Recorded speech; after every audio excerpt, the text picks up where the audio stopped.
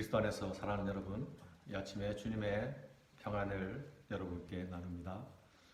오늘 묵상 본문은 두 개의 사건이 하나의 구조를 형성하는 특별한 형태로 되어 있습니다. 그래서 예수님께 나오는 두 인물이 나타나죠. 회당장 야이로와 혈루증을 앓는 한 여인입니다.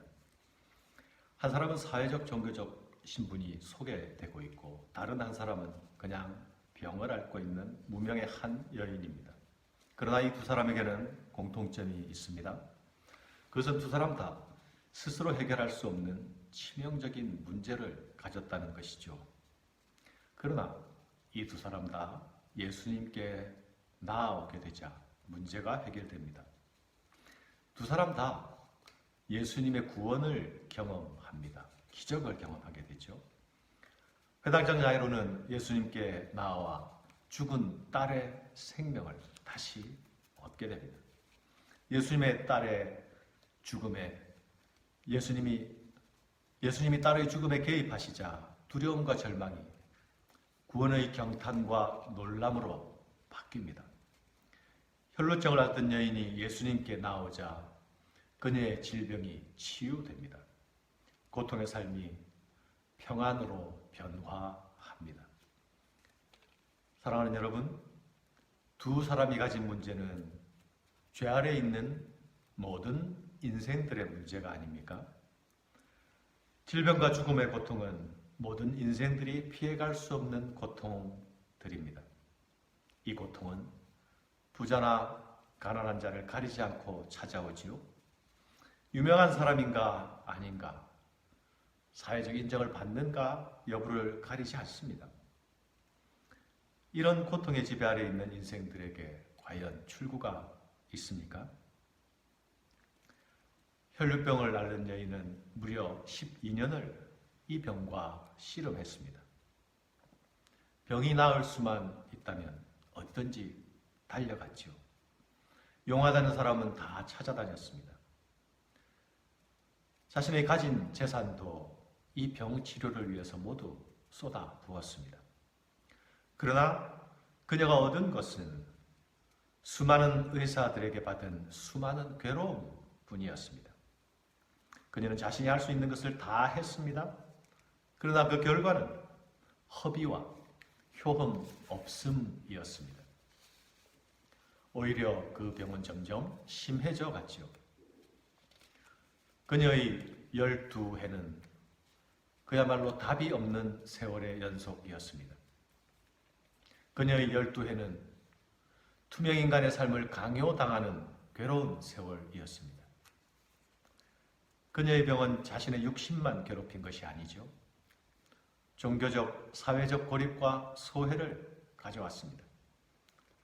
그녀는 정결법이 규정한 부정한 여인이었기 때문이죠.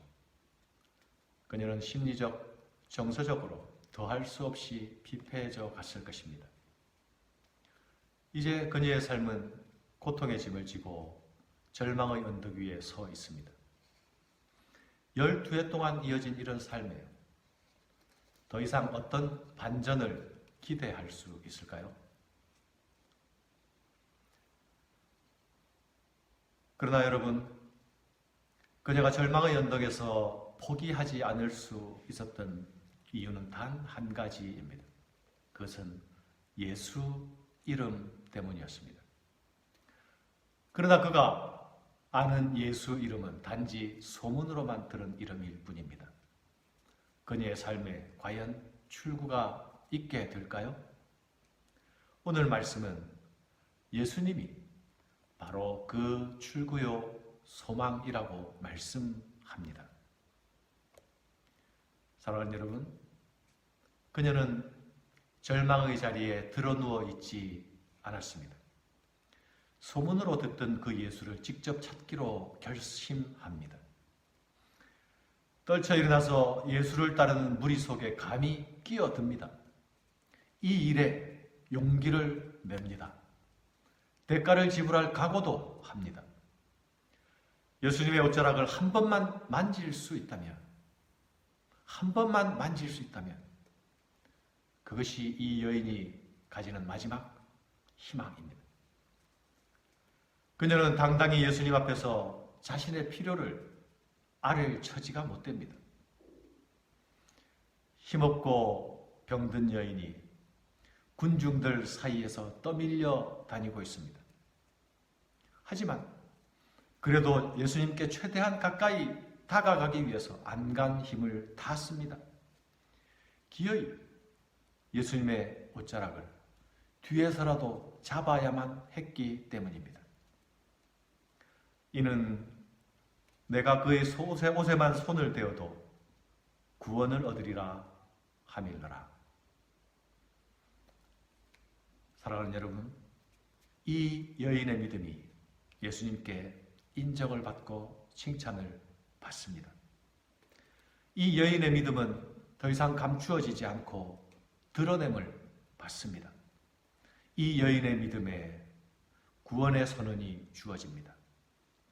예수께서 이르시되 딸아 네 믿음이 너를 구원하였으니 평안히 가라. 네 병에서 놓여 건강할지어다. 사랑하는 여러분, 예수님께 구원 얻는 믿음은 드러내는 용기가 필요합니다. 드러내는 용기는 예수님 외에는 답이 없다는 절박함과 절실함의 표현입니다. 문제의 해결을 위한 절박함은 결코 점잖은 자리에서 점잔을 뜰 수가 없습니다. 점잖은 성도는 곧 무능한 성도가 될 수도 있습니다. 오늘 우리의 절망과 무능은 예수께로 나아가는 용기로 전환되어야 합니다. 예수의 이름을 부를 때에, 그분의 옷자락을 만질 때에 구원자 예수님을 만나게 될 것입니다. 치유자 예수님을 만납니다. 사랑하는 여러분, 회당장 야이로의 경우에는 예수님께 나오기가 쉬웠을까요? 그는 회당장으로서 당대의 바리새인들과 서기관들이 예수님께 대하는 태도를 알고 있었을 것입니다. 그가 예수님께 나와 발 아래 엎드리는 행동은 쉬운 행동이었을까요? 그가 담고 있는 유대 종교계에서 그를 향한 부정적인 평판을 개의치 않겠다는 용기입니다. 그는 회당장이었습니다. 그가 가진 지위는 예수께 나아가는 데 장애물이 될 수도 있었습니다. 무엇이 회당장으로 하여금 이런 용기를 내게 했습니까? 딸을 살려야겠다는 아비의 간절한 마음이 아니었습니까? 이 간절함이 자신 속에 있는 믿음을 행동으로 표현하게 만들었습니다. 딸을 살려야 하지만 내게 있는 것으로는, 내 안에는 그럴 능력이 전혀 없다는 것을 인정하며 굴복하며 나아오는 용기였습니다. 사랑하는 여러분, 그에게는 예수님께 대한 믿음이 있었죠. 예수님께서 딸아이에게 손만 대어주신다면 죽어가는 아이이지만 살리라고 믿었습니다. 이 믿음은 옳은 믿음이었습니까? 그렇습니다. 옳은 믿음입니다. 그러나 여러분, 옳은 믿음도 마음 안에서만 머물러 있으면 결코 안 됩니다. 밖으로 드러나고 표명되어야 합니다. 이 믿음은 예수께 엎드려 표현되고 간곡히 구하는 모습으로 나타나고 있습니다. 사랑하는 여러분, 옳은 믿음일지라도 또한 시험을 받기도 합니다. 혈루증 여인과 대화 중에 딸이 이미 죽어버렸다는 소식이 전해집니다. 회당장의 믿음에 낙심과 절망이 찾아오게 되겠죠. 그러나 예수님은 그런 회당장에게 이렇게 말씀하십니다. 두려워하지 말고 믿기만 하라 말씀하십니다. 처음 예수님께 나아올 때 가졌던 그 믿음을 결코 놓지 말라 하십니다. 그 믿음을 계속 붙들고 있으라 하십니다. 딸은 죽은 것이 아니라 잔다 말씀하십니다. 우리 눈에는 죽어가는 것과 죽은 것은 완전히 다른 것이죠. 그러나 예수님께는 아무런 차이가 없습니다. 우리 눈에는 가능하지 않을 것 같은 것과 가능할 것 같은 것에 구분이 있지 않습니까? 그러나 예수님께는 그런 구분이 없습니다. 믿음 없는 세상에서 믿음을 가지는 것은 때로 사람의 비웃음거리가 되기도 합니다. 그러나 그 비웃음은 결코 오래가지 못합니다. 그 비웃음은 결코 승리하지도 못합니다.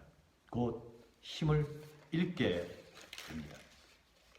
사랑하는 여러분, 우리의 절망의 자리에 무엇이 필요합니까? 예수님의 손을 한번 잡아주시기만 하면, 손을 잡아 일으켜 주시기만 하면 되는 것 아닐까요? 예수님이 일어나라 하시는 단 한마디 말씀이면 족하지 않습니까? 달리다 쿰, 달리다 쿰. 오늘 우리의 삶을 옥죄고 있는 문제들은 무엇입니까? 코로나 바이러스로 모든 것이 움츠러들고 있지는 않습니까? 내 삶을 옥죄고 있는 문제들을 풀기 위하여서 내가 지금 하고 있는 일은 무엇입니까? 우리 주님께 나아가 주님께서 풀어주시고 주님께서 제시하는 그 답을 구하고 있습니까? 따라 내 믿음이 너를 구원하였으니 평안히 가라. 이 놀라운 주님의 선언이 오늘 또한 우리가 들어야 할 선언이 아닙니까? 이 선언을 기대하며 이 선언을 바라며 주님께 나아가는 우리가 주님을 향해 보일 믿음의 행동은 무엇일까요? 감사합니다.